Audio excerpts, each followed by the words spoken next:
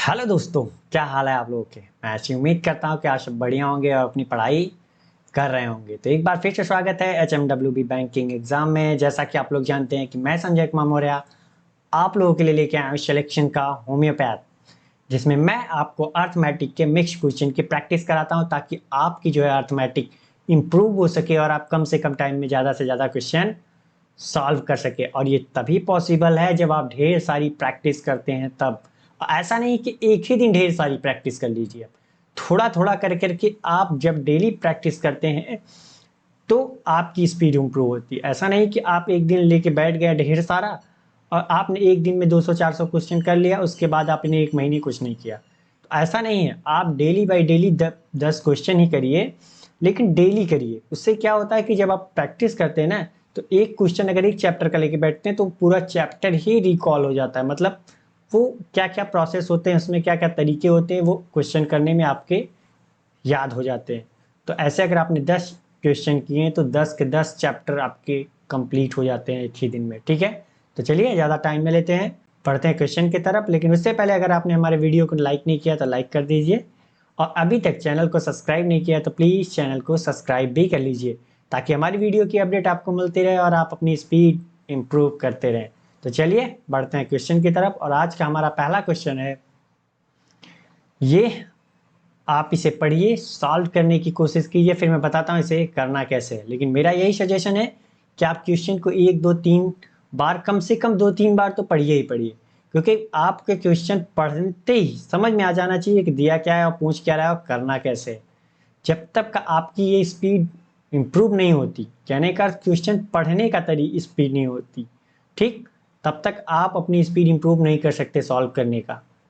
जब आप क्वेश्चन पढ़ना सीख जाएंगे तब आपकी स्पीड ऑटोमेटिक इम्प्रूव हो जाएगी। कहने का अर्थ ये है कि जब आप क्वेश्चन पढ़ना स्टार्ट कीजिए और लास्ट तक पहुंचते पहुंचते आपको ये पता हो जाना चाहिए कि दिया क्या है, पूछ क्या रहा है और करना कैसे है, और वो भी एक ही बार में।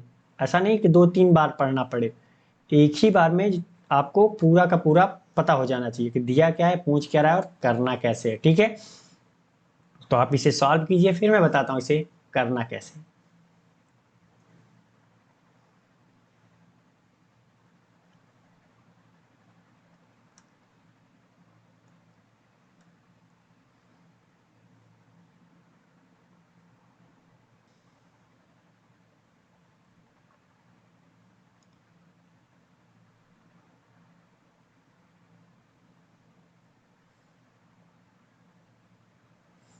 तो चलिए, आपने इसे सॉल्व कर लिया होगा, क्योंकि बहुत हार्ड क्वेश्चन नहीं था, बहुत सिंपल ही क्वेश्चन है।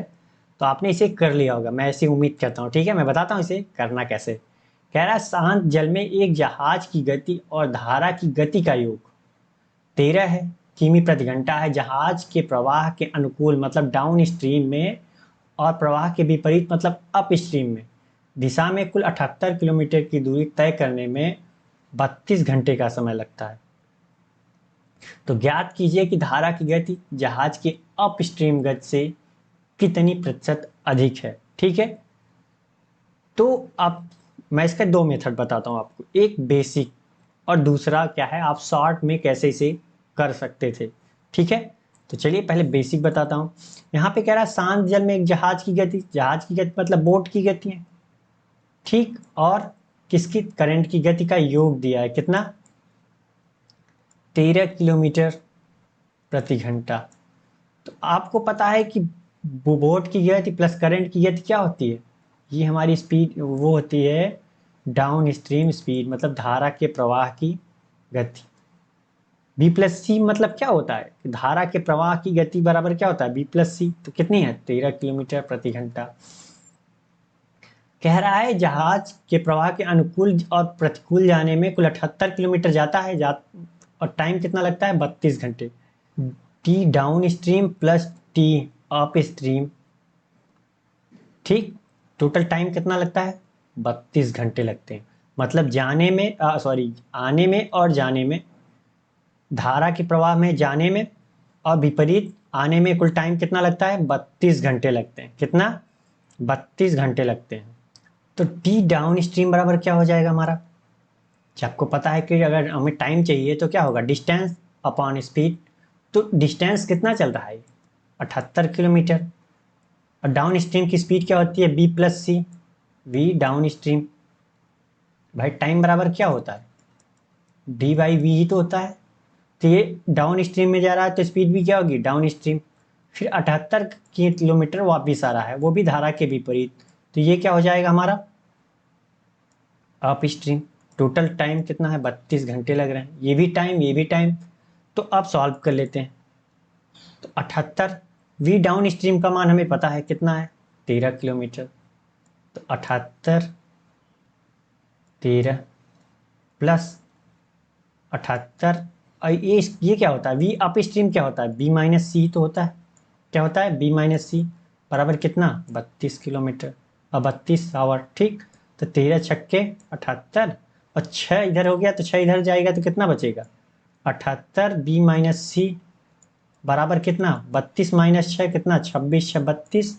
ठीक, तो 13 दूना 13 छक्का 78, 13 दूना 26 और 2 ત્યાં 6। कहने का बी माइनस सी बराबर कितना आ गया, बी माइनस सी बराबर कितना आ गया, 3 आ गया। ठीक, तो बी माइनस सी क्या होता है, मैंने बताया ना कि ये क्या होता है, अप स्ट्रीम स्पीड होती है हमारी, और ये क्या है, डाउन स्ट्रीम। तो अब आप बताइए कि बी और सी का मान निकाल सकते हैं कि नहीं। तो बी बराबर क्या होगा, V down stream plus V up stream बटा 2 होता है। तो मान रख दीजिए कितना होगा, 13 और 3, 13 रखा प्लस 3 है बी माइनस सी बटा 2, 13 3 16 बराबर कितना, 8 किलोमीटर प्रति घंटा क्या आ गई हमारी, बोट की चाल आ गई। तो सी का मान कितना होगा, अगर बी प्लस सी बराबर 13 तो सी, बी बराबर 8 तो सी बराबर कितना, 5 किलोमीटर प्रति घंटा। या फिर ऐसे भी निकाल सकते हैं, तो सी बराबर क्या, V D S minus V S बटा 2, V down stream minus V up stream. तो 13 में से 3 गया 10, 10 बटा 2 मतलब 5 ही आता तब भी। ठीक, तो आप कैसे भी बी और सी का मान हमें पता चल गया। तो यहाँ पे वो पूछ रहा है कि धारा की गति, तो धारा की गति कितनी है, सी। और पूछ क्या रहा है, जहाज की अप स्ट्रीम से, जहाज की अप स्ट्रीम गति कितनी है, अप स्ट्रीम गति कितनी है, तो जहाज की अप स्ट्रीम गति, तो ये हमारा कितना है 5, ये कितना है 3। तो बोल रहा है कि जहाज की अप स्ट्रीम गति से कितने प्रतिशत अधिक है, कौन, धारा। तो कितनी अधिक है, 2। और पूछ किससे रहा है, अप स्ट्रीम से, तो जिससे पूछता है उसको हम क्या करते हैं, नीचे रखते हैं। परसेंटेज में चाहिए तो 100 से हमने क्या किया, गुणा कर दिया। तो ये 2/3 कितना हो गया, 66.66% हुआ हमारा।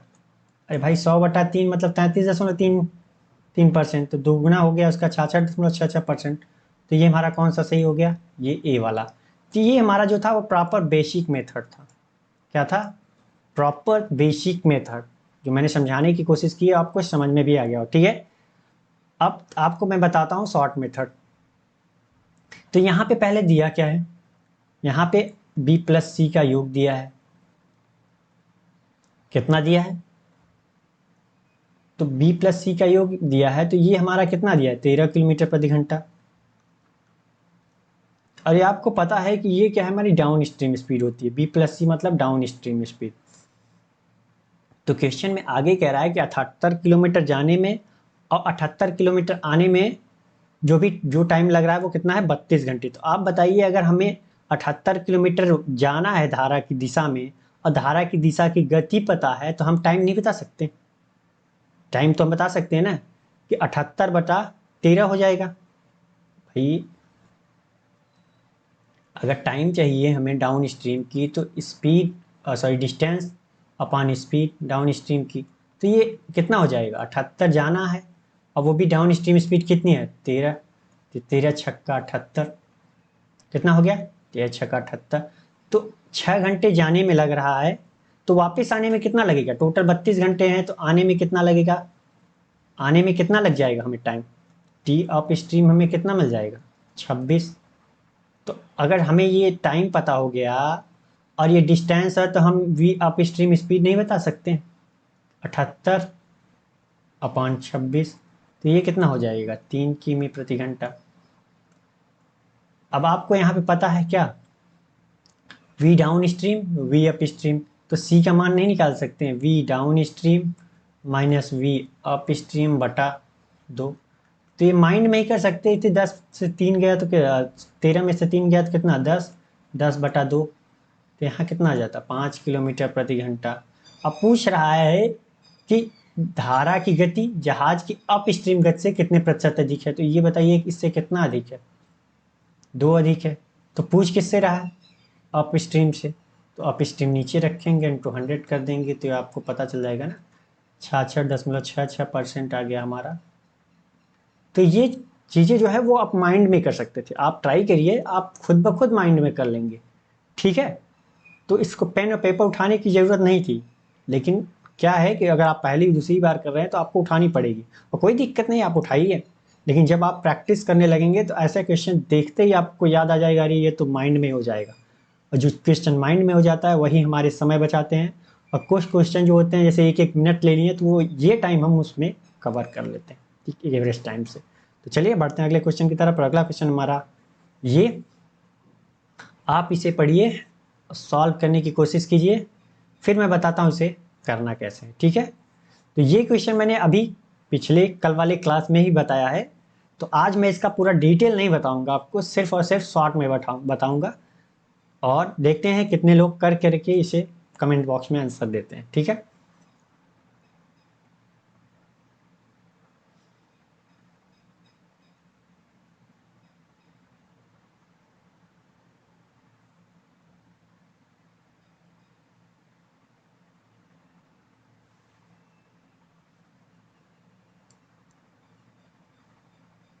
तो चलिए, आपने इसे कर लिया होगा, मैं ऐसी उम्मीद करता हूँ। मैं बताता हूँ इसे करना कैसे, ठीक है, क्योंकि ये कल मैंने बताया था, इसलिए ज़्यादा टाइम नहीं दूंगा। तो यहाँ पे कह रहा है कि एक मिश्रण दूध और पानी का अनुपात क्रमशः 16 और 19 है। तो मिल्क एंड वाटर का रेशियो कितना दे रखा है, 16 एंड 19 का रेशियो दे रखा है। कह रहा है यदि 140 लीटर मिश्रण निकाल लिया जाए, तो हम मान लेते हैं कि ये हमारा मिश्रण कितना है, 16 A है। कितना है, 16 A लीटर है मिल्क, एंड वाटर कितना है हमारा, 19 A लीटर। मान लिया ये हमारा वाटर है, ठीक, ये हमारा मिल्क है, ये हमारा वाटर है, ठीक है। तो टोटल कितना है, अब टोटल कितना हो गया, 16 और 19 कितना, 35 A लीटर हमारा क्या है, टोटल है। क्या है, टोटल है। कह रहा है कि टोटल में से 140 लीटर निकाल दिया जाए। तो 140 लीटर मिक्सर की बात कर रहा है, तो अब कितना बच गया हमारे पास, 35 टोटल था, जिसमें से 140 लीटर निकाल दिया गया, ठीक। अब हमारे पास मिल्क एंड वाटर क्या बचा क्या नहीं बचा वो छोड़ देते हैं अभी, ठीक है। अभी हम टोटल पे आए, तो निकला तो होगा भाई, कुछ ना कुछ तो निकला है ना, 140 लीटर निकला, कुछ मिल्क निकला होगा 16-9 के रेशियो में। तो हम इसको छोड़ देते हैं, मैं शॉर्ट मेथड बता रहा हूँ, मैंने बताया ना कि शॉर्ट मेथड है, तो हम यहाँ पे छोड़ देते हैं। बाद में अब कह रहा है जो भी आया उसमें से x लीटर दूध मिला दिया हमने, x लीटर हमने मिल्क मिला दिया, और क्या मिला दिया, 2x वाटर मिला दिया, सॉरी प्लस का चिन्ह रहेगा, x लीटर दूध एंड 2x लीटर वाटर मिला दिया हमने। तो अब मिल्क एंड वाटर का रेशियो जो भी आया हो, तो हमने मिलाया क्या इसमें, मिलाया क्या इसमें, 2x litre water and x litre milk, तो टोटल मिलाया कितना, 3x। तो अब हमारा टोटल कितना हो गया, टोटल हमारा कितना हो गया, 35 से माइनस 140 था, अब कितना हो गया, 35A माइनस 140 प्लस 3x हुआ टोटल। टोटल हमारा ये आ गया, इनिशियल में ये था, इनिशियल में ये था, और फाइनल में हमको क्या मिला, टोटल ये मिला। तो अब आ जाते हैं क्वेश्चन पे। तो वह बोल रहा है कि नया मिश्रण प्रारंभिक मिश्रण से 98 लीटर कम है। तो नया मिश्रण कौन सा है, ये है फाइनल वाला, और प्रारंभिक मिश्रण कौन है, ये है। तो क्या बोल रहा है कि इनिशियल एंड फाइनल लिख लेते हैं। तो वो बोल रहा है कि नया मिश्रण प्रारंभिक मिश्रण से 98 लीटर कम है। तो कौन कम है भाई, फाइनल वाला कम है। नया मिश्रण जो है वो 98 लीटर किससे कम है, इनिशियल से। तो अगर मैं इसमें 98 जोड़ दूं तो ये क्या हो जाएंगे, आपस में बराबर हो जाएंगे। अब मान रख देते हैं इनिशियल का फाइनल का, इनिशियल का रखा तो कितना 35A, और इधर कितना फाइनल में 35A -140 प्लस 3x। अब सॉल्व कर लेते हैं। यहाँ पे +35 से इधर जाएगा तो माइनस हो जाएगा, तो ये क्या हो जाएंगे, यहाँ 0 बचेगा। तो अब आ जाते हैं इधर, सॉल्व कर लेते हैं। तो इधर क्या हो जाएगा, इसको 3x को इधर -140 को इधर ले जाते हैं, तो क्या हो जाएगा, प्लस का 140 बराबर कितना, 3x। तो x और 98 भी तो था, सॉरी हाँ 98 भी तो था। तो यहाँ पे कितना है, +98। तो इसको इधर लाएंगे तो क्या हो जाएगा, माइनस बचेगा कितना, 42 बराबर कितना, 3x। तो ये कितना हो गया, 14। तो x का मान कितना आ गया, 14 आ गया। तो कौन सा सही है हमारा, ये वाला, यही तो पूछा है x का मान। ठीक, तो ये हमारा था शॉर्ट मेथड। एक शॉर्ट मेथड आप माइंड में भी कर सकते थे। इसमें क्वेश्चन ने बोला है कि 140 लीटर निकाल लिया हमने, ठीक है, 140 लीटर निकाल लिया और मिलाया कितना, 3x लीटर, जो कि अभी भी क्या है, 98 लीटर क्या है, कम है। 140 लीटर निकाला, 3x लीटर मिलाया, तो अभी भी जो है भाई, टोटल तो 140 लीटर हमने कम किया था ना, तो अभी भी कितना कम है, 98 लीटर। मतलब कहने का अर्थ, अगर 98 लीटर अभी भी प्रारंभिक से कम है, तो कितना हमने मिलाया, 42 लीटर ही तो मिलाया, क्योंकि 42 और 98 कितना होता है, 140। तो हमने मिलाया कितना, 42 लीटर, लेकिन कह रहा है कि 3x लीटर मिलाया। तो 3x बराबर 42, तो x बराबर कितना, 14। ये माइंड में भी कर सकते थे, लेकिन उसके लिए आपको ढेर सारी प्रैक्टिस करनी पड़ेगी, तो करते रहिए, ये भी आएगा एक दिन कि आप इसे माइंड में ही कर जाओगे, ठीक है। तो चलिए बढ़ते हैं क्वेश्चन की तरफ, और अगला क्वेश्चन हमारा ये, आप इसे करिए, फिर मैं बताता हूं इसे करना कैसे, ठीक है। पहले आप इसे पढ़िए, सॉल्व करने की कोशिश कीजिए, फिर मैं बताता हूं इसे करना कैसे।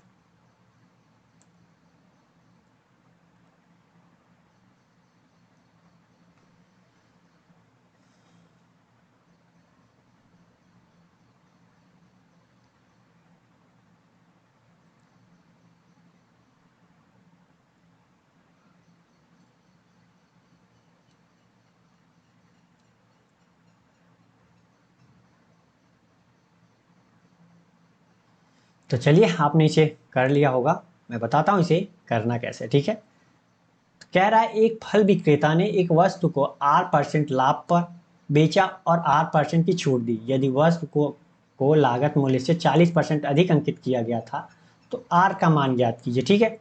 तो इसके मैं दो मेथड बताता हूँ आपको। एक फॉर्मूला मेथड, जो अक्सर आपको याद रखना पड़ेगा, एक थोड़ा सा, जो अक्सर पूछा जाता है, उसमें रख करके आप इसे सिर्फ सिर्फ 10 सेकंड में सॉल्व कर सकते हैं। और एक मैं प्रॉपर बेसिक मेथड बताऊंगा कि ये आया कहाँ से फॉर्मूला, ठीक है। तो चलिए बेसिक मेथड देख लेते हैं पहले। तो यहाँ पे एक कह रहा है कि एक फल विक्रेता ने एक वस्तु को R% लाभ पर बेचा, ठीक है। तो यहाँ पे हमें क्या मिल जाएगा, CP एंड SP का रेशियो। अगर हम मान लेते हैं कि हमने कितने का, कॉस्ट प्राइस हमारी 100 थी, तो R% इसका कितना होगा, R ही होगा। तो इसे बेचा कितने पे हमने, 100 प्लस R पे, तभी तो R% का प्रॉफिट होगा। कितने का, अब भाई देख लो यहाँ पे कितने का प्रॉफिट हो रहा है, R का, R बटा 100 करेंगे, गुणित 100, तो R% हुआ ना, R% का प्रॉफिट हुआ ना। ठीक, तो इतना समझ में आ गया होगा। यहाँ पे कह रहा है R% की डिस्काउंट दी जाती है, तो mark price and selling price. Discount किस पे देते हैं भाई, डिस्काउंट जाहिर सी बात है कि हम किस पे देते हैं, डिस्काउंट हम किस पे देते हैं भाई, डिस्काउंट हम देते ही हैं सेलिंग प्राइस, उस पे मार्क प्राइस पे। अगर हम मान लें कि हमारा मार्क प्राइस जो है 100 है, तो हम बेचें कितना पे इसे, तो 100 माइनस R पे, डिस्काउंट मतलब क्या, छूट दिया। भाई नहीं समझ में आ रहा है, तो R% बराबर क्या होता है, कोई भी होता है तो हम क्या लिखते हैं, R फ्रैक्शन में चेंज करेंगे तो उसे R/100 लिखेंगे। तो हमने क्या किया, डिस्काउंट दिया तो हम इसे मार्क प्राइस मान लेते हैं। तो 100 का R% कितना हुआ, R ही हुआ। तो हमारा सेलिंग प्राइस कितना हो जाएगा, सेलिंग प्राइस कितना होगा, 100 माइनस R, यही तो होगा। और यही तो करते हैं, जैसे यहाँ पे हम करते थे क्या, अगर कोई 5% पूछ लिया तो हम क्या करते थे, 5/100 करते थे, ठीक, 5/100 करते थे। तो 100 अगर हमने मान लिया मार्क प्राइस, तो 5% छूट मतलब 5 की छूट, तो ये बेचेगा कितने पे, सेलिंग प्राइस हमारी 95 होगी, यही तो हम करते थे। तो यहाँ पे आर है, वेरिएबल है, तो इसलिए हमने क्या किया, आर रखा। यहाँ पे एक वैल्यू होती थी तो वैल्यू रखते थे। ठीक, इतना तो समझ में आ गया होगा आपको। ठीक, तो यहाँ पे देखिए एक ही वस्तु की बात हो रही है, यहाँ सेलिंग प्राइस 100 प्लस आर है, यहाँ पे है सेलिंग प्राइस 100 माइनस आर है। तो अब क्या करना है भाई, ठीक है, तो अब हमें तो क्या करना पड़ेगा, सेलिंग प्राइस बराबर करना पड़ेगा, तभी हम क्या कर सकते हैं, मर्ज कर सकते हैं इन तीनों को। ठीक है, तो हम क्या करें, बराबर करने के लिए हमें क्या करना पड़ेगा, यहाँ पे किसका गुणा करना पड़ेगा, यहाँ पे हमें गुणा करना पड़ेगा किसका, 100 माइनस आर का। तो यहाँ अगर गुणा किया तो यहाँ भी हमें क्या करना पड़ेगा, 100 माइनस आर का क्या करना पड़ेगा, गुणा करना पड़ेगा। ठीक, अब इधर बराबर करना है तो यहाँ पे क्या करना पड़ेगा, गुणा 100 प्लस आर का, तभी तो बराबर होगा। यहाँ पे भी देखिए 100 प्लस आर, 100 माइनस आर, यहाँ पे भी 100 माइनस आर, 100 प्लस आर, अब बराबर हो गई ये। तो अगर यहाँ पे गुणा किया तो यहाँ पे भी तो करना पड़ेगा 100 प्लस आर का, दोनों तरफ करना पड़ेगा भाई। ठीक, तो अब हम मर्ज कर देते हैं, तो हमारा कितना आ जाएगा, कॉस्ट प्राइस, सेलिंग प्राइस, थोड़ा दूर दूर लिखते हैं, सेलिंग प्राइस एंड क्या आ जाएगा, मार्क प्राइस। ठीक, अब हमारा कॉस्ट प्राइस कितना है, 100, 100 माइनस आर।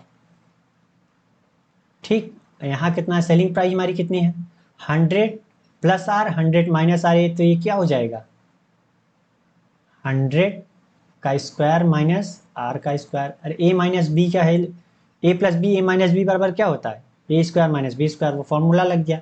और यहाँ कितना आ जाएगा, मार्क प्राइस 100, 100 प्लस आर, कितना, 100, 100 प्लस आर। ठीक, इतना हमें मिल गया। लेकिन यहाँ पे एक चीज़ बोली उसने कि यदि वस्तु को लागत मूल्य से 40% अधिक अंकित किया जाता है, तो यहाँ पे हमें कितना, cost price and mark price का रेशियो मिलेगा। 40% अधिक अंकित करता है, मतलब 40% का मान कितना होता है, 2/5। अगर मार्क प्राइस, भाई 40% का मान कितना होता है, 2/5। अगर हमारी कॉस्ट प्राइस 5 है तो 40% अधिक अंकित मतलब कितना, 7 अंकित करता है। तो हमारी कॉस्ट प्राइस कितनी है, 5 है, तो 5 और 7 का रेशियो मिल गया। अब यहाँ से हम देख लेते हैं क्या होगा हमारा। अब यहाँ पे आ जाते हैं, तो mark price and cost price का रेशियो कितना है, 7 एंड 5। और यहाँ पे देखिए मार्क प्राइस कितना है, तो मार्क प्राइस कितना है, 100, 100 प्लस आर। और यहाँ पे कॉस्ट प्राइस कितनी है, यहाँ पे कॉस्ट प्राइस कितनी है, 100, 100 माइनस आर। तो ये क्या हो गया, अब हम सॉल्व कर लेते हैं, इतने का तो सॉल्व कर लेते हैं। कितना होगा, 100 से 100 कैंसिल, इसका गुणा इधर किया, इसका गुणा इधर किया, तो कितना हो जाएगा, 700 आर, सॉरी 700 माइनस 7 आर, और इसका गुणा इधर कर दिया तो कितना, 500 प्लस 5 आर। तो ये 7 इधर जाएगा तो 12 हो जाएगा, 12 आर, और ये 500 इधर जाएगा तो घट जाएगा, तो कितना होगा, 200। तो आर बराबर कितना, 12 1 का 12, कितना, 12 1 का 12, और उसके बाद कितना हो गया, तो भाई ऐसे कर लो, 200/4 तिहाई 12, 4 पंचे 20, 50/3 मतलब 16.66%। सीधा सीधा आर का मान कितना आ गया हमारा, 16.66%। तो यहाँ पे अब क्या आ गया, मैंने प्रॉपर बेसिक पूरा किया है। तो यहाँ पे एक चीज़ देखिए कि यहाँ पे मार्क प्राइस, कलर चेंज कर देता हूँ मैं,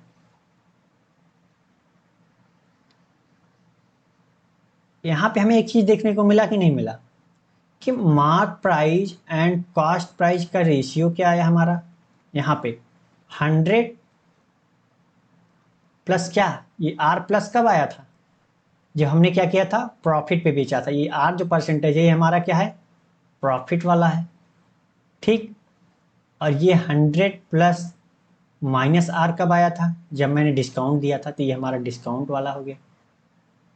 कितना है, डिस्काउंट वाला। तो mark price and cost price का रेशियो क्या होता है, बराबर 100 प्लस प्रॉफिट, 100 माइनस डिस्काउंट।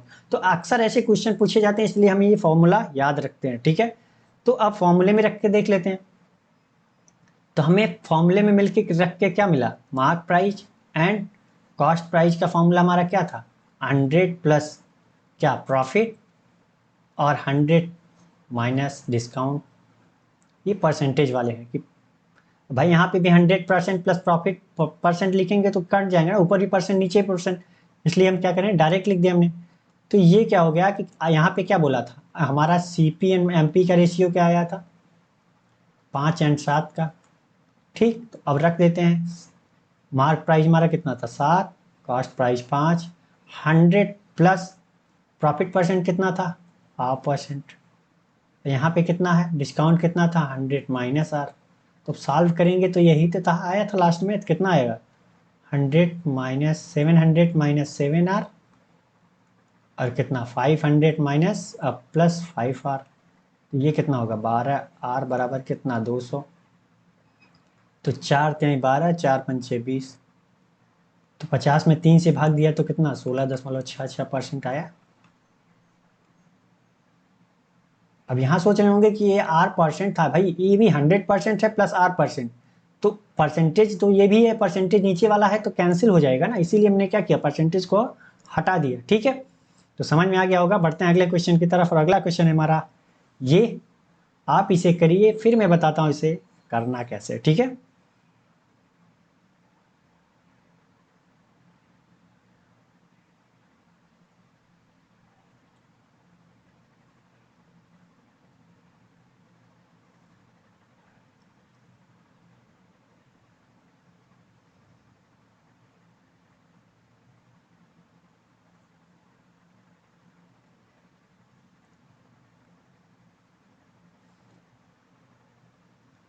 तो चलिए आपने इसे पढ़ लिया होगा, मैं ऐसी उम्मीद करता हूँ आप सॉल्व करने की कोशिश भी की होगी।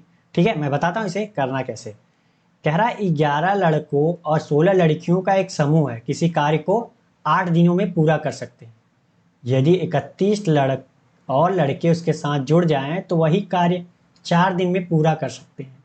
तो 31 लड़कों द्वारा अकेले वही कार्य करने में कितना समय लगेगा। तो आपको पता है कि टोटल वर्क बराबर क्या होता है, टोटल वर्क बराबर क्या होता है, टोटल वर्क बराबर क्या होता है इफिशियंसी इनटू टाइम। तो हम मान लेते हैं 11 लड़के और 16 लड़कियां, तो बॉय की इफिशियंसी हम क्या मान लेते हैं B, efficiency of boy and efficiency of girl, GIRL girl कितना G मान लिया हमने। ठीक है, तो हमें चाहिए क्या टोटल वर्क। भाई यहाँ पे क्या दिया है 11 लड़के 16 लड़कियां, हमने इफिशियंसी मान भी लिया, टाइम भी दिया है, तो टोटल वर्क हम निकाल सकते हैं नहीं। तो टोटल वर्क बराबर क्या इफिशियंसी कितनी 11 लड़के हैं, एक लड़के की इफिशियंसी बी है, तो 11 लड़कों की कितनी हो जाएगी 11B प्लस भाई टोटल इफिशियंसी चाहिए ना, और 16 लड़कियां काम कर रही हैं, तो एक लड़की की इफिशियंसी कितनी है G, तो 16 लड़कियों की क्या हो जाएगी 16G। तो ये क्या होगा टोटल इफिशियंसी। अब क्या करने चाहिए टाइम, टाइम कितना 8 दिन लगा रहे हैं, तो ये हमारा क्या हो गया टोटल वर्क कंप्लीट हो गया, ये भी टोटल वर्क कंप्लीट हो गया। यहाँ पे कह रहा है आगे कि यदि 31 और लड़के उनके साथ जुड़ जाएं तो वही कार्य 4 दिन में पूरा कर सकते हैं। तो यहाँ भी हम टोटल वर्क निकाल सकते हैं कि नहीं निकाल सकते, निकाल सकते हैं। तो भाई यहाँ भी टोटल वर्क और यहाँ भी टोटल वर्क हम निकाल लेते हैं। तो कह रहा है 31 लड़के और 11 लड़के तो थे ही, 31 और आ गए, तो अब टोटल कितने हो गए 42, 11 31 42। इनकी इफिशियंसी क्या है एक की B, और क्या है कि 16 लड़कियां तो थी ही भाई 16G। अब ये टोटल काम, ये टोटल इफिशियंसी हो गई, टोटल काम कितने दिन में हो रहा है 4 दिन में। तो ये भी टोटल वर्क, ये भी देखिए टोटल वर्क, तो ये क्या होंगे आपस में बराबर होंगे, टोटल वर्क तो बराबर होंगे। तो अब सॉल्व कर लेते हैं, तो ये कितना हो जाएगा 4 दूनी 8। अब सॉल्व कर लेते हैं, तो गुणा किया 2 का तो कितना 11 दूना 22B प्लस 32G, यहाँ कितना आ जाएगा 42B प्लस 16G। तो ये B इधर लाता हूँ 16 इधर ले जाते हैं, तो इधर कितना बच जाएगा मेरा 16G बच गया, इधर कितना 22 और 20 42 20B। तो ये कितना 4 चौका 16 4 5 6 20। बी एंड जी का रेशियो क्या आ गया, बी एंड जी का रेशियो क्या आ गया, 4 एंड 5 का रेशियो आ गया। क्या आ गया, 4 एंड 5 का रेशियो आ गया। तो हम चाहें तो इसको मान सकते हैं कितना, 4A मान लिया। ठीक, बी की इफिशियंसी 4A है, क्योंकि रेशियो में है तो हमने अलग अलग माना, तो इसका क्या 4A और इसको 5A। ठीक, इतना तो समझ में आ गया। अब कह रहा है कि 31 लड़कों द्वारा अकेले वही कार्य करने में कितना समय लगेगा। ठीक, तो यहाँ पे अगर टोटल वर्क देखा जाए तो हमारा कोई एक ले लीजिए। भाई टोटल वर्क हमें चाहिए क्या, कोई एक ले लेते हैं, मान लेते हैं यही ले लेते हैं 11B। ठीक है, 11B प्लस 16G।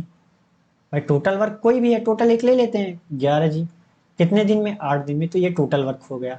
अब कह रहा है कि यही वर्क, मतलब टोटल वर्क की बात कर रहा है, कितने, 31 लड़के, एक लड़के की बी तो 31 के बी। और टाइम नहीं पता, क्योंकि टाइम टोटल वर्क के लिए क्या चाहिए, टाइम चाहिए, तो टाइम हमें नहीं पता, तो हम मान लेते हैं टाइम टी। ठीक, तो अब सॉल्व कर लेते हैं। तो यहाँ कितना हो जाएगा हमारा, बी बराबर कितना 4 और जी बराबर कितना 5 है, तो रख देते हैं मान। तो बी बराबर 4 रखेंगे तो कितना होगा, 11 चौका 44 ए प्लस 16 पंची 80 ए, इतना आ गया। यहाँ कितना 8 है, यहाँ कितना हो जाएगा, 31 में 4 का गुणा किया, क्योंकि 4A है ना बी बराबर, तो कितना हो जाएगा 31 गुणते 4A इंटू टाइम को चलिए टी मान लेते हैं। ठीक, तो अब काट देते हैं, 4 दूनी 8, और यहाँ कितना हो जाएगा 44 और 80 कितना होता है, 8 4 12, 120 और 24 124 ए गुणते 2, यहाँ कितना आ गया 31A इंटू टाइम, तो ए से ए कैंसिल, और ये कितनी बार जाएगा 4 बार, 31 चौके 124, तो यहाँ टाइम कितना आ गया 4 दूनी 8 डे आया। कितना आ गया 4 दूनी 8 डे आ गया। टाइम कितना आ गया 8 डे। तो ये समझ में आ गया होगा कि आया कहाँ से। मैंने दो लोगों के बीच दे रखी है कि ये इतने लोग इतने दिन में काम करते हैं, ये इतने लोग इतने दिन, तो हम उनकी इफिशियंसी का रेशियो निकाल सकते हैं। और इफिशियंसी का रेशियो जब हमें मिल गया तो हम उनका टोटल वर्क निकाल सकते हैं, और जितने लोगों से वो करवाना चाहे वो हम करवा सकते हैं। ठीक है, ये बात याद रखनी। चलिए, समझ में आ गया होगा, बढ़ते हैं अगले क्वेश्चन की तरफ। और अगला क्वेश्चन है हमारा ये, आप इसे पढ़िए, सॉल्व करने की कोशिश कीजिए, फिर मैं बताता हूँ इसे करना कैसे। ठीक है, ये बहुत सिंपल क्वेश्चन है, जैसा कहता जाए वैसा वैसा आप करते जाइए। ठीक है,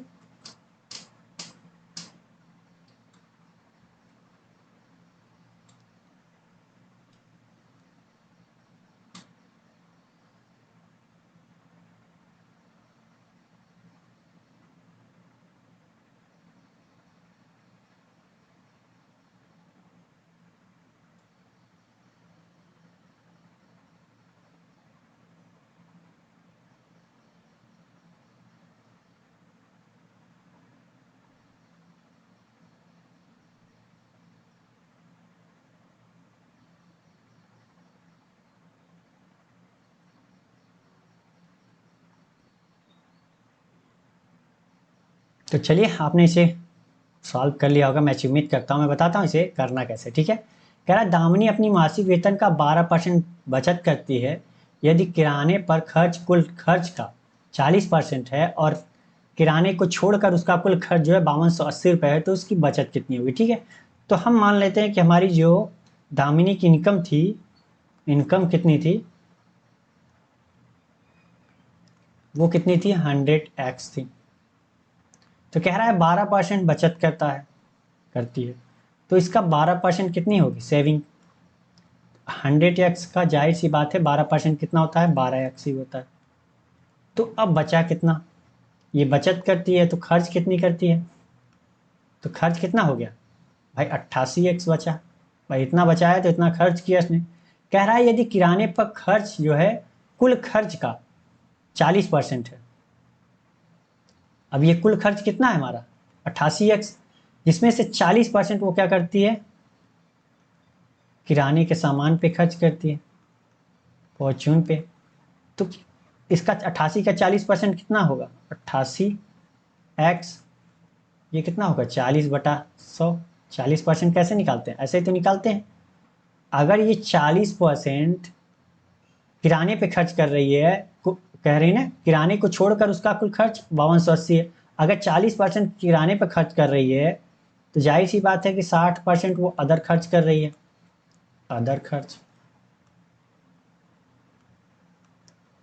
तो अच्छा, 88 का 60% कितना होगा? 88x गुणित 60/100, ऐसे ही तो निकालते हैं। तो कह रहा है कि किराने को छोड़कर उसका कुल खर्च, किराने को छोड़ करके उसका कुल खर्च कितना है? 88x 60/100। इसको सॉल्व कर लेते हैं तो कितना हो जाएगा? 88x 6/10। क्या है वो? अदर खर्च करती है, लेकिन वो कह रहा है कुल का कुछ खर्च जो है 5280 है। तो ये कितना है? ये 5280 के बराबर है। तो अब हम सॉल्व कर लेते हैं। तो 88x 6/10 बराबर कितना? 5280। तो कितना का 11 से कटेगा? 11×8 = 88, 11×4 = 44 और 8, 11×8 = 80 आ गया। तो 8×6 = 48, 48 कट गया तो यहाँ कितना बच गया? 10। तो x का मान कितना आ गया? 10 का गुणा इधर हो गया तो ये x का मान कितना आ गया? 100 आ गया। x का मान 100 आ गया तो बोल रहा है तो उसकी बचत कितनी होगी?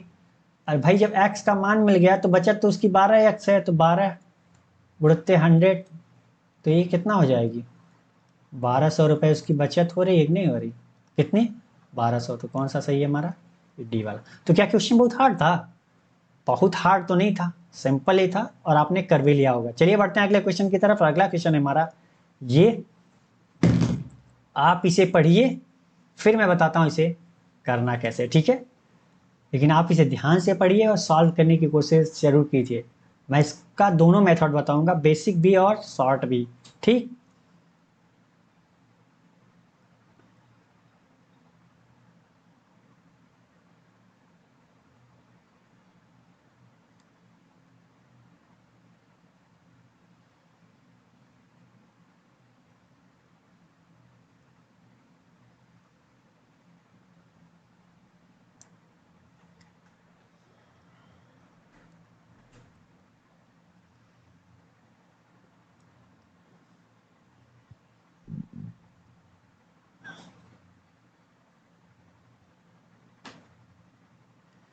तो चलिए, आपने इसे कर लिया होगा। बहुत हार्ड क्वेश्चन नहीं था, बस कॉन्सेप्ट आपका क्लियर होना चाहिए। बहुत सिंपल क्वेश्चन है, ठीक है? मैं बताता हूँ इसे करना कैसे है, ठीक है? तो एक पहले मैं इसको पहले आपको एक एग्जाम्पल देता हूँ, ठीक है? उसके बाद ये क्वेश्चन मैं बताता हूँ कि ये होगा कैसे। मान लीजिए कि आपके पास, मान लिया कि आपके पास कोई 1000 रुपया है, 1000 प्रिंसिपल है, ठीक है? ये हमारा, और जो रेट ऑफ इंटरेस्ट है वो 10% है। कितना है? 10% है। और 3 साल के लिए CI पे टाइम जो है वो 3 साल है। 3 साल टाइम है आपके पास, और वो भी CI पे ये कहीं इन्वेस्ट किया जाता है, ठीक है? किस पे? कंपाउंड इंटरेस्ट पे। तो आप बताइए किसको पहले साल कितना ब्याज मिलेगा? प्रिंसिपल तुम्हारी इतनी है तो कितना मिलेगा? 10% मिलेगा ना। तो पहले साल अगर देखा जाए तो कितना ब्याज मिलेगा भाई? मूलधन का कितना मिलेगा? 10%। तो 1000 का 10% कितना होता है? जाहिर सी बात है कि आपको पता है कि 10% 100x होता है। ये 1 साल का ब्याज है, 1 साल बाद उसको इतना ब्याज मिल गया, ठीक है? और अगले साल, अब दूसरे साल देखा जाए तो दूसरे साल देखा जाए तो कितना मिलेगा? तब भी तो मूलधन पे कितना मिलेगा? 10% ब्याज मिलेगा। मिलेगा कि नहीं मिलेगा? तो ये 1000 का 10% कितना होगा?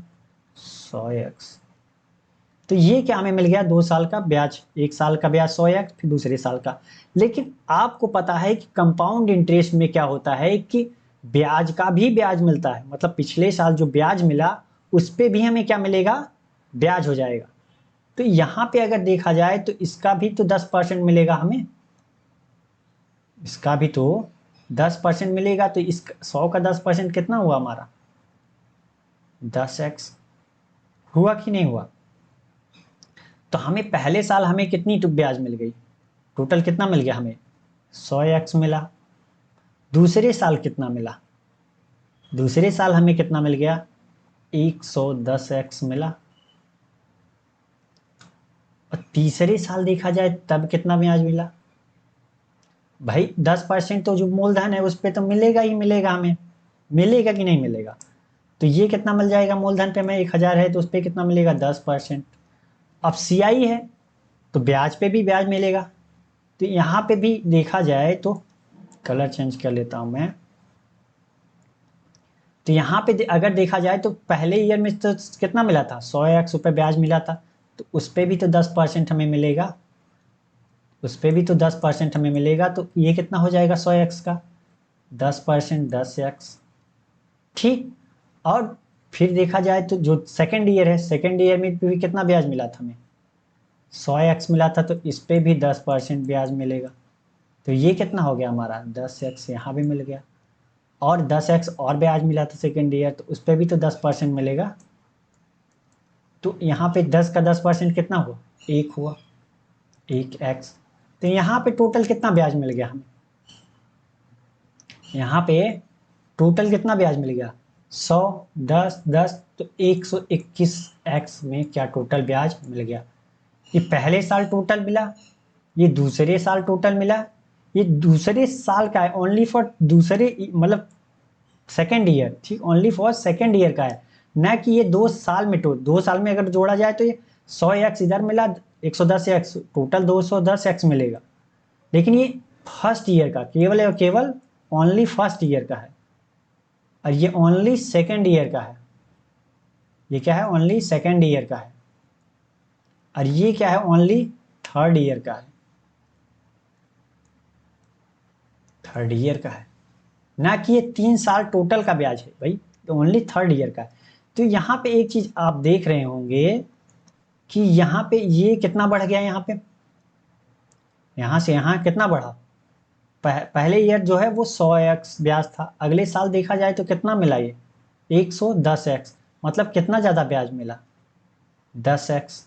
और ये 10x मिला किस पे? ये 10x जो मिला वो पहले साल का ब्याज ही तो था। ये 10x क्या था? ये पहले साल की ब्याज का ब्याज ही तो था। और ना विश्वास हो तो देख लीजिए, 110 मिला, और ये पहले साल कितना था? 100x। और परसेंटेज निकालेंगे तो कितना आ जाएगा? 100 से 100 कैंसिल, x से x कैंसिल, तो परसेंटेज कितना मिल गया हमें? 10%। कहने का अर्थ है कि फर्स्ट ईयर का जो है वो ब्याज का ब्याज कितना मिला? 10%। 10% किसको मिल गया? सेकेंड ईयर को। अब थर्ड ईयर में आते हैं, देखते हैं थर्ड ईयर में कितना था? 100x था, सॉरी सेकेंड ईयर में कितना था? 110x। यहाँ पे कितना है थर्ड ईयर में? 121x। तो ब्याज यहाँ पे कितना मिला? ब्याज कितना मिला यहाँ पे? 11x मिला। और 11x मिला, कितना ज़्यादा है इससे? परसेंटेज में निकालेंगे तो कितना ज़्यादा है? 110x into 100। तो यहाँ पे देखा जाए तो x कैंसिल, 0 से 0 कैंसिल, 11 से 11 कैंसिल। तो यहाँ पे भी देखा जाए तो क्या आ रहा है हमारा? 10%। कहने का अर्थ ये है कि ये फर्स्ट ईयर जो है वो टोटल जो ब्याज मिल रहा है उसका 10% बढ़ जा रहा है। सेकेंड ईयर मूलधन वाला ब्याज तो मिलेगा ही, और ब्याज का ब्याज कितना मिल रहा है? 10%। जो बढ़ रहा है वही, तो यहाँ पे भी 10%। तो यहाँ पे क्या हो जाएगा? आप क्वेश्चन पे आ जाते हैं। क्वेश्चन पे आ जाते हैं कि अगर पांचवें वर्ष में और छठे वर्ष का क्या है? पांचवें वर्ष में 140 रुपये मिला, तो छठवें वर्ष में कितना मिला है? छठवें वर्ष में भी क्या मिलेगा?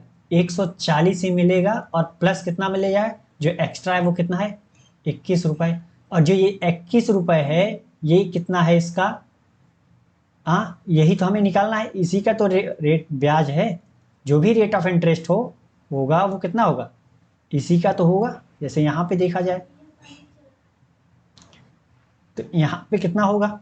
ये इसी का तो रेट ऑफ इंटरेस्ट है, इसी का ब्याज तो है। तो 21 रुपये ब्याज मिला, कितने पे? 140 रुपये पे। तो रेट ऑफ इंटरेस्ट कितना होगा हमारा? 140 रुपये भी तो जो हमें जो 21 रुपये ब्याज मिला वो किस पे मिला है? 140 रुपये पे। तो हम रेट ऑफ इंटरेस्ट निकालने के लिए क्या करेंगे? 21 रुपये जो ब्याज मिला और मूलधन हमारा कितना था 140। अब इसको हम अगर रेट ऑफ इंटरेस्ट निकालना चाहें तो कितना करेंगे, एक जीरो से एक जीरो कैंसिल, 7×3 = 21, 7×2 = 14, तो ये कितना आया 30/2 मतलब 15%। तो हमारा रेट ऑफ इंटरेस्ट क्या चल रहा था 15%। कौन सा सही है हमारा, डी वाला। ठीक है, समझ में आ गया। तो चलिए एक दूसरा मेथड बेसिक भी देख लीजिए। बेसिक भी देख लीजिए कि अगर 5वें वर्ष को, 5th ईयर को, और 6th ईयर की बात हो रही है, अगर 5th ईयर में कितना 140 रुपये है उसके पास पूरा, और 6th ईयर में कितना है 161 रुपये। तो अगर देखा जाए तो टाइम कितना हो रहा है 1 साल, 1 ईयर। कितना हो रहा है 1 साल। तो अगर मैं इसको प्रिंसिपल मान लूँ तो ये हमारा क्या हो जाएगा, अमाउंट होगा 1 साल का। तो आपको पता है कि क्या होता है अमाउंट बराबर क्या, principal 1+R/100 and time n। तो हमारा अमाउंट कितना है 161 रुपये, और प्रिंसिपल कितना है 140 रुपये। 1+R/100, टाइम कितना हुआ, एक ही साल तो गया, 5 से 6 साल, तो अब निकाल लेते हैं। ठीक है, तो 161/140, यहाँ पे कितना आ जाएगा, ये सॉल्व करेंगे तो कितना 1+R/100। ठीक, तो इसको इधर लाते हैं तो ये माइनस हो जाएगा, तो 161/140 -1R/100। तो ये 140 गुणा किया तो ऊपर कितना है 21/140, और 100 का गुणा इधर कर दिया तो ये कितना हो गया 100। तो ये कितना आ गया, आर बराबर कितना, एक जीरो से एक जीरो कैंसिल, यहाँ कितना 7×2 = 14, 7×3 = 21, और 2×5 = 10। तो यहाँ आर का मान कितना आ गया 15% आया। कितना आया 15%। ठीक, तो समझ में आ गया होगा आपको कि मैं ये क्वेश्चन में दिया क्या है और करना क्या चाह रहा था, और मैंने आपको समझाने की भी कोशिश की है। ठीक है, तो ये आप क्वेश्चन सेकेंडों में सॉल्व कर सकते थे कि 140 5वें साल मिला तो छठे साल क्या होगा कि 140 का हो, जो बढ़ा हुआ अमाउंट होगा वो क्या होगा 140 का ब्याज होगा। तो 21 रुपये अगर बढ़ा है तो 140 का ब्याज है, तो मूलधन कितना है हमारा 140। इसका अगर रेट ऑफ इंटरेस्ट निकालना चाहें तो 100 से गुणा किया, तो यही क्या आएगा 15% आएगा। तो सीधा सीधा इतना ही तो करना था आपको, लेकिन उसके लिए आपको क्वेश्चन समझ में भी तो आना चाहिए। जब आप प्रैक्टिस करोगे तो वो क्वेश्चन पढ़ते ही आपको समझ में आ जाएगा, अच्छा ये चीज़ दिया है ऐसे करना है। उसके लिए प्रैक्टिस करनी जरूरी है। ठीक है, तो चलिए बढ़ते हैं अगले क्वेश्चन की तरफ। और अगला क्वेश्चन हमारा ये, आप इसे पढ़िए, सॉल्व करने की कोशिश कीजिए, फिर मैं बताता हूँ इसे करना कैसे। ठीक है,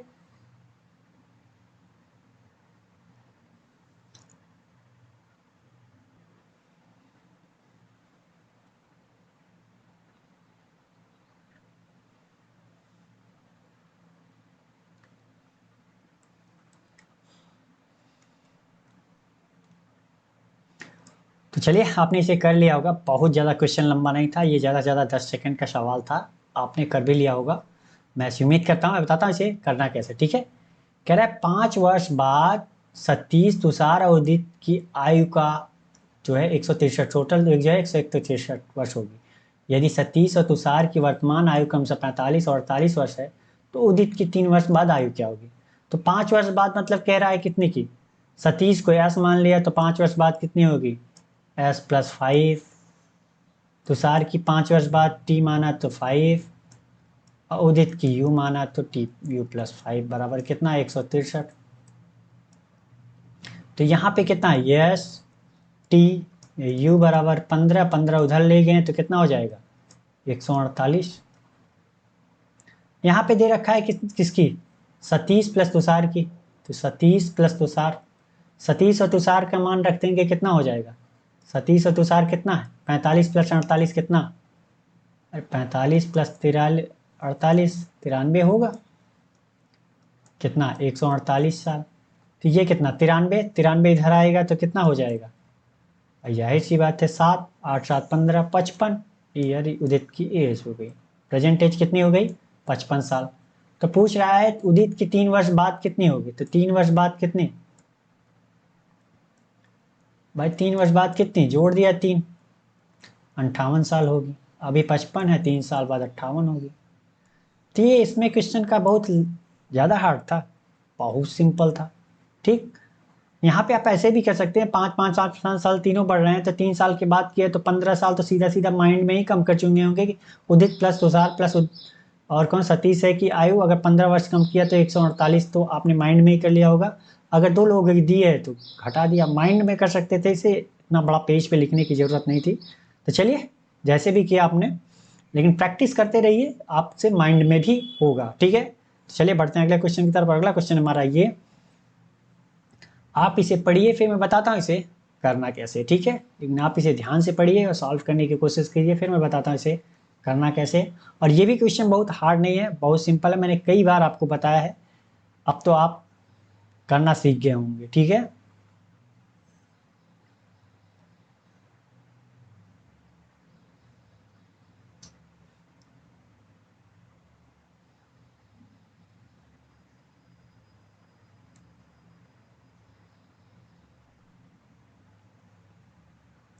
तो चलिए, आपने इसे पढ़ लिया होगा, मैं इसे उम्मीद करता हूँ। मैं बताता हूँ इसे सॉल्व कैसे करना है। ठीक है, कह रहा है कि, कलर चेंज कर लेता हूँ मैं।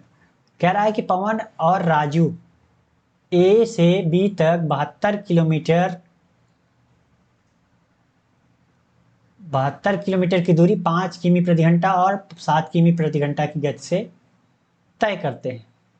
राजू पहले बी पर पहुंचता है और तुरंत वापस लौटता है, और सी बिंदु पर वापस वो मिलता है पवन से।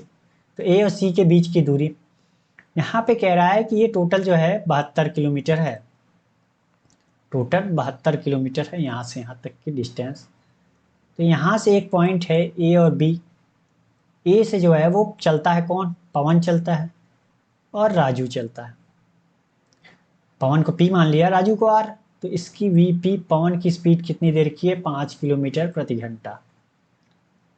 ठीक, और राजू की कितनी है, वी आर मान लिया, 7 किलोमीटर प्रति घंटा। तो वो बोल रहा है कि राजू पहले बी पर पहुंच जाता है, राजू चलते चलते चलते, भाई स्पीड ज्यादा है, पहुंच गया, और वो तुरंत वापस लौट आता है, मतलब उधर घूमा जैसे इधर से, फिर घूम के वापस गाड़ी इधर आ गई। तो सी पॉइंट कहीं हम मान लेते हैं, यहाँ से सी पॉइंट है। तो यहाँ पे ये दोनों क्या हो रहा है, ये इधर से ये इधर से, कौन, पवन इधर राजू इधर मिल रहे हैं ये पॉइंट पे। तो एक आप बताइए कि टोटल डिस्टेंस ये 72 किलोमीटर है, अगर मैं इसको एक्स मान लूँ तो ये कितना होगा, 72 - x। भाई टोटल डिस्टेंस कितनी है, 72, अगर ये x है तो ये 72 - x होगी। ठीक, इतना समझ में आया। तो एक बात बताइए कि ये कहीं रुके, राजू जो है वो चलते चलते चलते चलते चलते गया और वापस आया, और उसके बाद पवन भी चलते चलते चलते चलते सी पॉइंट पे दोनों मिले। तो देखा जाए तो दोनों का टाइम क्या था, पवन और टाइम ऑफ राजू बराबर थे भाई, इन्होंने कहीं रुके नहीं। ये एक टाइम इनका जो था वो बराबर था, वो इधर से चल गया और फिर वापस आया उतने ही टाइम में, उतने ही टाइम में ये सी तक पहुंचा। ठीक है, तो दोनों ने समान टाइम ट्रेवल किया ना। तो अगर टाइम समान है तो क्या होगा, स्पीड बराबर क्या होती है, डिस्टेंस अपॉन टाइम। अगर टाइम निकालना हुआ तो क्या होगा, डिस्टेंस अपॉन स्पीड होगी। तो डिस्टेंस कितना ट्रेवल किया, अगर देखा जाए तो पवन ने कितना डिस्टेंस ट्रेवल किया, यहाँ से यहाँ तक ही तो पहुंचा है सी तक, पवन यहीं से पहुंचा है। तो कितना, 72 - x, और इसकी स्पीड कितनी थी, 5 किलोमीटर प्रति घंटा। और राजू कितना ट्रेवल किया भाई, 72 किलोमीटर गया, यहाँ पहुंचा, फिर वापिस x किलोमीटर आया। टोटल इसने डिस्टेंस कितना ट्रेवल किया, कितना ट्रेवल किया, टोटल डिस्टेंस ने 72 kilometre plus x kilometre distance travel किया, और इसकी स्पीड कितनी थी, 7 किलोमीटर प्रति घंटा। तो बराबर है, तब सॉल्व कर लेते हैं ना। 7 × 7 = 490, 7 × 2 = 14, तो कितना होगा, 504 - 7x। इधर कितना हो जाएगा, 5 × 7 = 35, 5 × 2 = 10, 360, और प्लस 5x। तो 7x को इधर लाते हैं, 360 इधर ले जाते हैं, तो कितना हो जाएगा, ये 12x हो जाएगा। और 504 में 360 घटाया तो कितना, 140 प्लस 144 हो जाएगा, प्लस 4। तो 12 बरही हम 144, तो x का मान कितना आ गया हमारा, 12 आ गया। x का मान हमारा कितना आ गया, 12 आ गया। तो हमसे पूछ क्या रहा है, तो ए और सी के बीच की दूरी, ए और सी के बीच की दूरी कितनी है, 72 माइनस एक्स। ए टू सी कितनी है, 72 माइनस एक्स। तो जाहिर सी बात है कि 72 माइनस 12 बराबर 60 किलोमीटर।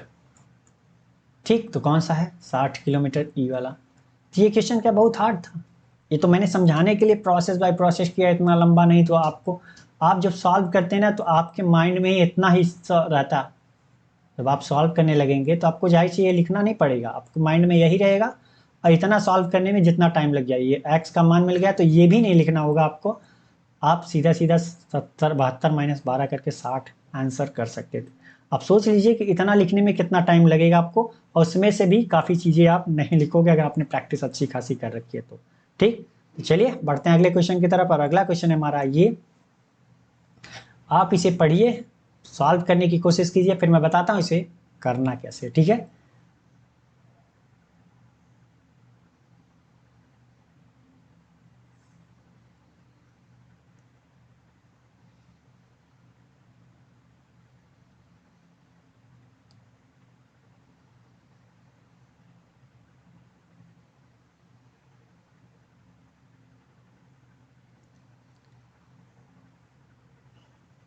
तो चलिए आपने इसे पढ़ लिया होगा, मैं ऐसी उम्मीद करता हूँ। मैं बताता हूँ इसे सॉल्व कैसे करना है। ठीक है, कह रहा है एक वृत्त की परिधि एक आयत के क्षेत्रफल के बराबर है, जिसकी लंबाई और चौड़ाई का अनुपात क्रमशः 11:16 है।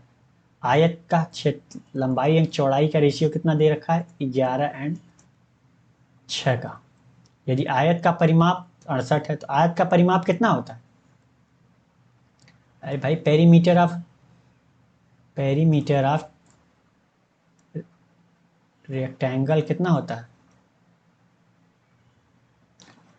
2l+b होता है। आयत का परिमाप कितना होता है, 2l+b। तो हम मान लेते हैं ये कितना है, लंबाई हमारी कितनी है, 11a मान लिया, और ये कितना है, 6a मान लिया। मीटर, मीटर में चल रहा है, सेंटीमीटर, सेंटीमीटर में, तो सेंटीमीटर मान लिया। तो आप पेरीमीटर कितना दे रखा है उसने, 68 दे रखा है। और तो लंबाई कितनी है हमारी, 11a, प्लस चौड़ाई कितनी है, 6a। तो ये कितनी हो जाएगी, 11 6 17, 17 दुना 34, ए इधर आ गया, इधर कितना है 68, तो 34 दुना 68। तो ए का मान कितना आ गया, हमें मिल गया 2। तो ए का मान मिल गया 2, तो यहाँ से हम बता सकते हैं ना कितना हो गया हमारा, 22 सेंटीमीटर हमारी लंबाई हो गई, और 12 सेंटीमीटर चौड़ाई हो गई। तो इतना मिल गया हमें। अब आ जाते हैं पहले वाले पिक्चर। कह रहा है एक वृत्त की परिधि एक आयत के क्षेत्रफल के बराबर है। तो वृत्त की परिधि कितनी होती है, पेरीमीटर सरकमफेरेंस। ठीक है, सरकमफेरेंस ऑफ सर्कल कितना होगा, वृत्त की परिधि बराबर कितना कह रहा है, आयत का क्षेत्रफल, क्षेत्रफल। ठीक, तो रख देते हैं वृत्त की परिधि कितना होता है, 2πr, और आयत का क्षेत्रफल क्या होता है, लंबाई गुणित चौड़ाई। तो मान रख देते हैं, 2 पाई का मान कितना, 22/7, एंड टू आर, आर को ऐसे ही रहने देते हैं। लंबाई कितना दिया है, 22, चौड़ाई कितना दिया है, 12। हमें यहाँ से मिल गया ना 22 और 12। तो अब सॉल्व कर लेते हैं, 22 से 22 कैंसिल हो गया। ठीक, 2 छक्के 12, तो यहाँ बच गया 6, यहाँ बटे में 7, 7 का गुणा इधर किया तो कितना आ जाएगा, आर बराबर कितना, 42 सेंटीमीटर। तो हमसे पूछा क्या है, तो वृत्त की त्रिज्या ही तो पूछी है। तो वृत्त की त्रिज्या हमारी कितनी आ गई, 42 सेंटीमीटर। तो कौन सा सही है हमारा, ये डी वाला। तो यह क्या क्वेश्चन बहुत हार्ड था, बहुत हार्ड तो था नहीं, बहुत सिंपल ही था। तो आपको समझ में आ गया होगा। ठीक है, चलिए पढ़ते हैं अगले क्वेश्चन की तरफ। अगला क्वेश्चन है हमारा ये, आप इसे सॉल्व कीजिए, फिर मैं बताता हूँ इसे करना कैसे। ठीक है, लेकिन ध्यान से पढ़िए, 1 2 3 बार ध्यान से पढ़िए, क्योंकि क्वेश्चन जब आप पढ़ते हो ना, तो आपको समझ में आता है कि दिया क्या है और करना कैसे है। और ये हैबिचुअल आप बनाइए ऐसा कि एक बार में क्वेश्चन समझ में आ जाना चाहिए कि दिया क्या है, पूछ क्या रहा है, और करना कैसे। अगर इतनी स्पीड आपकी इंप्रूव हो गई, तो आप एग्जाम में बैठते ही ये धुआं धुआं करके आओगे। ठीक है, तो चलिए आप करिए, फिर मैं बताता हूँ इसे करना कैसे।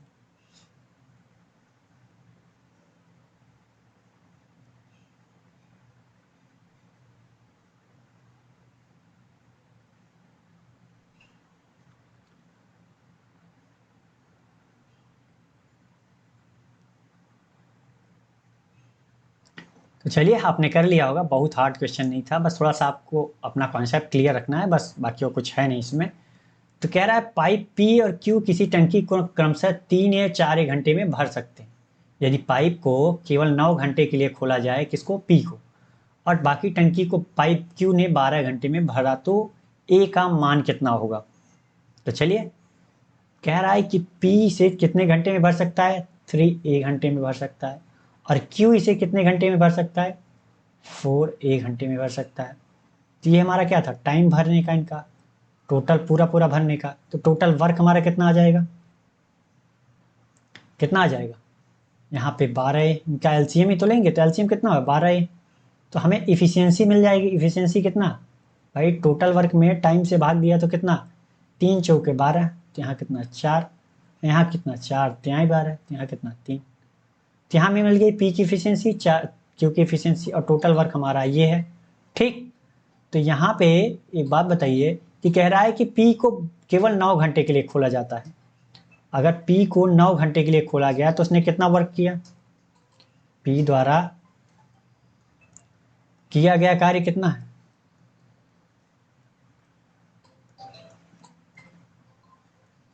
पी द्वारा किया गया कार्य कितना है भाई, 4 की इफिशियंसी के कर रहा है और 9 घंटे किया, क्योंकि इफ तो वर्क बराबर क्या होता है भाई, वर्क बराबर क्या है, इफिशियंसी इंटू टाइम। तो इफिशियंसी कितनी है पी की, 4, टाइम कितना लग रहा है, 9। ठीक, तो कितना हो गया ये, 9 4 गुणित 9, ये पी द्वारा।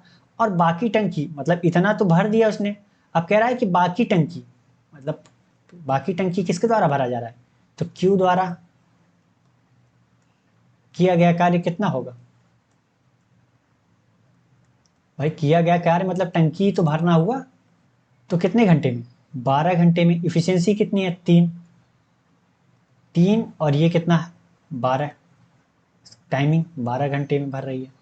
तो यहाँ पे एक बात बताइए कि यहाँ पे हमें क्या मिल गया, टोटल वर्क मिल गया, पी ने कुछ भरा और क्यू ने कुछ भरा, अब टंकी क्या है, पूरी के पूरी भर गई।